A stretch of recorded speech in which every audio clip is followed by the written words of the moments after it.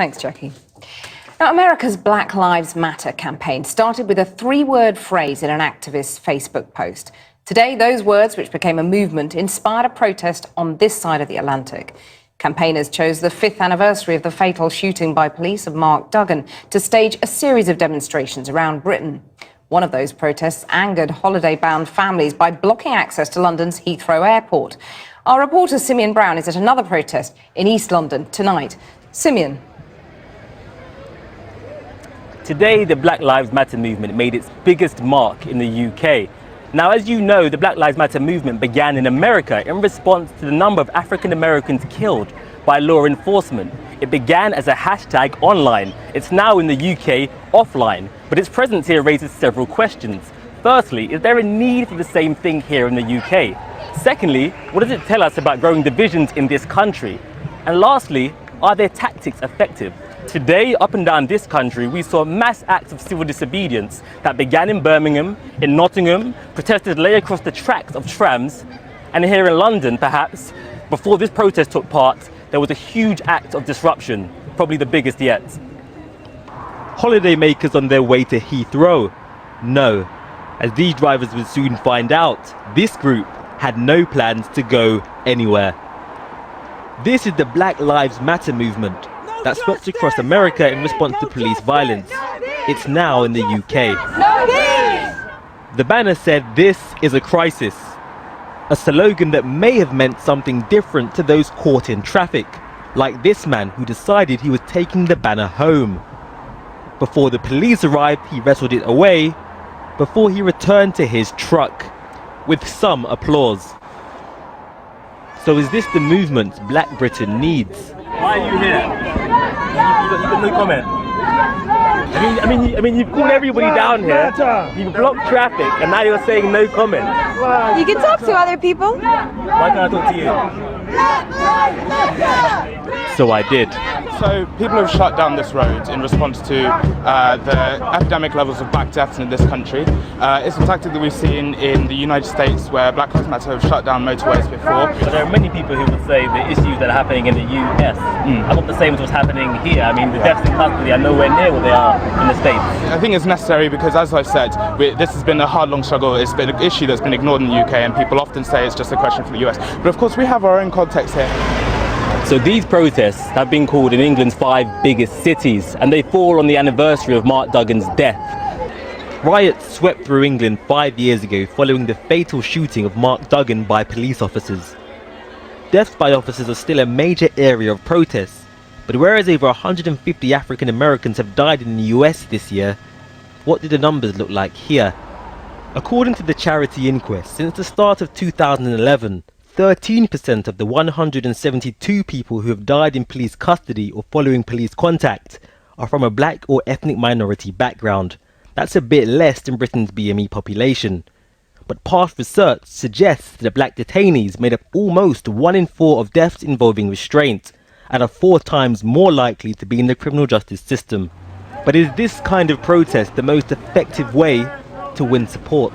I think that it's necessary, but I don't know why here or now. But they say they're trying to capture the attention of the public, and this is the way of doing that. Oh yeah, it's a really good way to do it. I agree with it.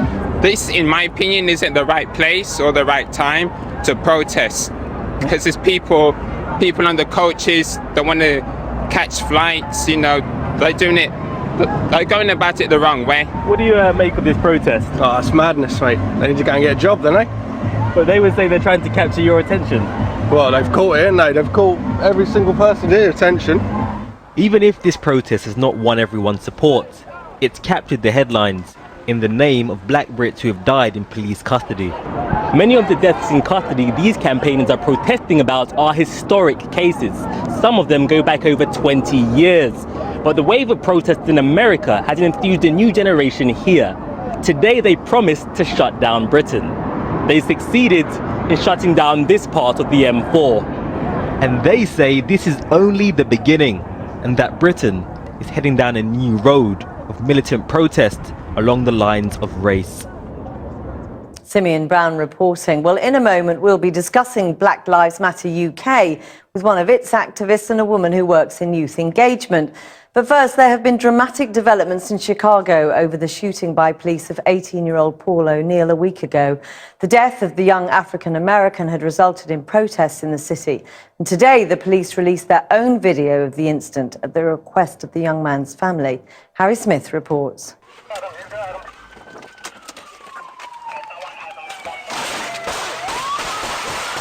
It was the deadly end to this car chase, which led to yet another police shooting, which has shocked America. Pictures taken from police body cameras have been released just days after the incident. It ended with the death of 18-year-old Paul O'Neill. He was shot in the back, allegedly fleeing from a stolen car. The pictures show a chase on foot through normally quiet suburban backyards. A scene of chaos and confusion. Hey, no.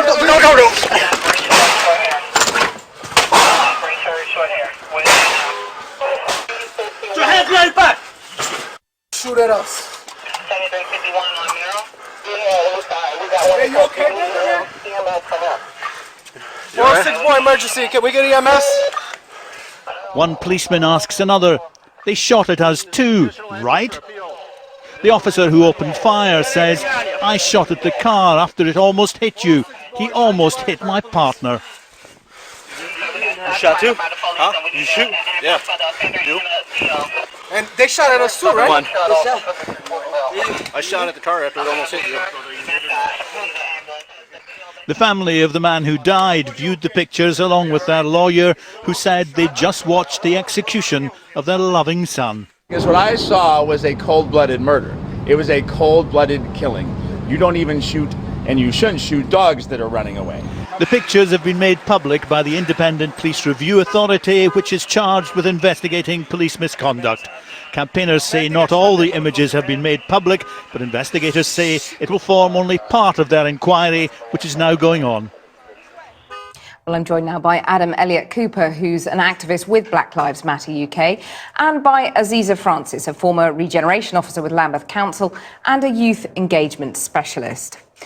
Adam, let me start with you. I mean, that Chicago footage that we've just seen is truly shocking. Can you imagine anything like that happening here?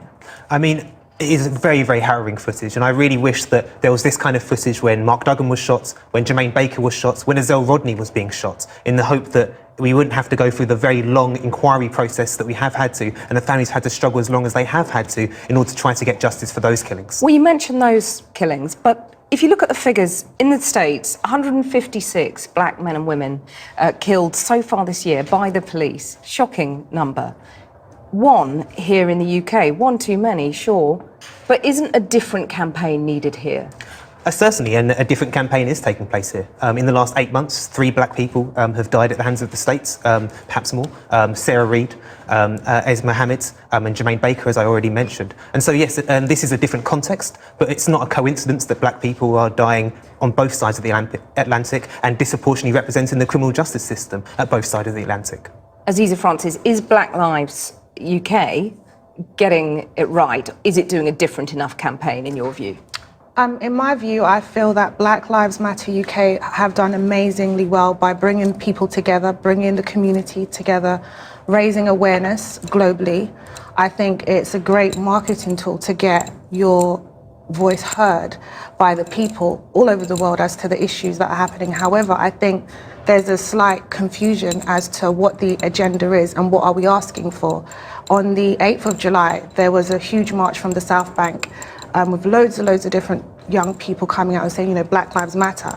Black Lives Matter UK and that march are two different people organising it. And I think we just need to be very clear about what is it we're asking for and what changes we would like to see, what policies we would like to see being made. And also... Well, what do you want to ask for? What do you want to ask for that Black Lives Matter UK is not asking for? I would love us to be more educated about what's happening, not just in the US, but here within schools. I think it should be a part of the curriculum that young people are educated about the issues that have come up of recent, so they're made more aware. And banking and knowing about economics. You know, that's how we would get power to make change. With no funds, no money, and no understanding of our own economy, what changes can we make? Adam, focus on those changes rather than killings. I think there are a number of different issues. The first, of course, are the killings at the hands of the police, and the other are issues relating to immigration, which is why we had the protest at Heathrow earlier this morning. So we have cases such as Lukman Okosi, who's facing deportation at the moment back to Nigeria, where he faces almost certain death due to health complications. And there's also a third issue as well, which is kind of wider issues of racial inequality. So many people involved in the Black Lives Matter network work in education, or are youth workers, or advocates, and those types of things as well. But Aziza says Black Lives Matter UK should described as a marketing tool. Is it any more than a fashionable hashtag? I would say that the three words Black Lives Matter are very powerful. Is a very powerful slogan that captured people's emotions. That's in a because really Black lives do matter. But when we're talking about Black Lives Matter UK, we need to be clear about what are we asking for. We need to be educated as young Black British people with regards to what our issues are, what policies would we like to see change. We would like to be educated around economics and finances to enable us to have a better future. As we speak, people are gathering in East London in a mass protest that's where breakout groups are having educational sessions with young people, old people, who Black. knows about this isn't trending. These sessions and groups are currently not trending. So they're not getting the publicity? Yeah, they're not getting the publicity they need. So to march, that trends. To show up in peace and love and harmony, that trends, and that's great. But in terms of the action, what happens after the march? After we march, what happens next? The Black Lives Matter UK network is news to me. Black Lives Matter UK marching is separate. So I think we need a lot of support in bringing it all together and being very clear about what is it we're asking for. I think our voices are being heard. We're raising a lot of awareness, but we need to say this is what we want. These are the changes we need to see.